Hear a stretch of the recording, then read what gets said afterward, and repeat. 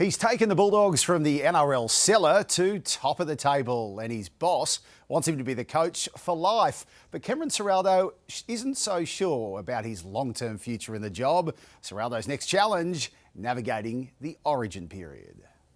They were wooden spooners in 2021, but they've come a long way. The Dogs are looking comfortable in their position on top of the table. And their top dog, Phil Gould, has big plans for his coach. He said he'd like to see you as coach for the next 30 years. What do you make of that? I'll be happy to be alive in the next 30 years. But no, it's awesome to have Gus's support, and at the moment I'm just taking each day as it comes. I love coming to work every day and working with this group of young men, and I'm really excited about what we're building as a club. Ciraldo is considered the best of the new breed of coaches, but he still doesn't know if the job's for him. Do you have a broader outlook to say, yeah, you would like to be here for your career or anything like that? Not really. I wasn't really sure that I wanted to be a head coach. I'm still trying to figure that out. So, have you figured it out? Well, I like winning at the moment, but footy's a roller coaster. There's going to be ups and downs, and at the moment we're just really enjoying the energy around our club. Are there days when you don't want to be a head coach? Oh, I don't know about that. Maybe half-time last week. The man who dragged the Dogs to victory was skipper Stephen Crichton. The coach gave a rare insight into his captain. His authentic self to start with. He's not walking in anywhere trying to be a leader or trying to be someone he's not. He's just himself, and that's just him chasing excellence in everything he does, and he wants to drag people along with him. Barring injury, Crichton's an Origin certainty. The likes of Jacob Kiraz, Reid Marnie, Kurt Mann and Matt Burton could also be called in. We want players playing Origin.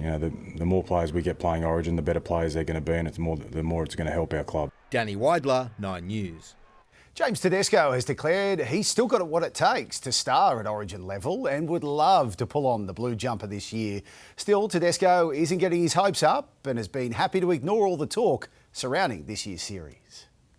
He's the form fullback of the NRL, and Teddy says he's ready to step up to State of Origin again. Obviously I would love to. That's why we play the game. I still feel like the way I'm playing, I can do good things in those jerseys. Tedesco isn't expecting a Blues berth and has actually enjoyed keeping his mind out of the Origin hype. It's easier than being on the other side for sure. I was there probably 7 or 8 years where I was the fullback, and then start of the year comes around and people talk about form. Nico Hines shares the former skipper's sentiment. Over the last couple of years, I've been probably goal focused on getting into that arena each year, and it's just really nice to have no thoughts of that, not be spoken about in contention. Zach Lomax has one match to prove he's up for Origin after a long injury layoff. They're elite players, and it's not like they just turn up and play and they haven't played for 6 weeks. They've done a lot of work in between that, so I couldn't see any reason why he wouldn't be able to handle it. Former New South Wales coach Michael Maguire is battling in Brisbane, dealing with reports he's lost the Broncos playing group. No, it's a bit bollocks. Teammates welcoming the return of Ezra Mam, who's back from a suspension for drug driving. He's honestly been so good, to be honest. Everything everyone's asked him to do, he's done it, and he's ticked every box to get back to where he is now, so I'm super proud of him. As for fears Mam might be booed by fans, everyone loves him here at Brisbane. I feel like it's going to be positive. Luke Dovesey, 9 News. After 3 years of disappointment, the Blues can wrap up the Women's Origin series with a victory at Allianz Stadium tonight. Emma Lawrence joins us now. And Emma, the Blues will be looking to back up a dominant Game 1 victory. Absolutely, James, and Alana Ferguson is very confident they can do just that. Alana, tell us, what do your Blues need to nail this evening? Well, I thought in Game 1 their game plan was very obvious from the outset. I thought it was a masterclass from their coach, John Strange, and I think they need to go back to that. They totally dominated that middle third of the field. They got themselves quick play the balls. Defensively, they were really strong, and they were able to set up the style of football that they wanted to play and dominated that second half. So that's crucial, that they set up and they dominate that middle third again. There'll be lots of eyes on Jessie Southwell, the Blues halfback. Hard to believe she's only 20 years old. And I've got to say, I think Andrew Johns is her biggest fan of all. Yeah, wasn't she impressive, though? She totally owned that 7 jersey. Her kicking game's crucial, but it will be even more so tonight. There's still a little bit of a slippery track, and I thought the way she used her boot last Origin game, she took Taryn Aiken out of the equation. She kicked to that right edge a lot, which brought a lot of fatigue into their main playmaker. So a brilliant kicking game, but it'll be crucial for tonight's victory. Big game here tonight, James. Coverage from 7:30. It's all live, free and exclusive right here on 9. Bring it on. It certainly is. Emma and Alana, see you then.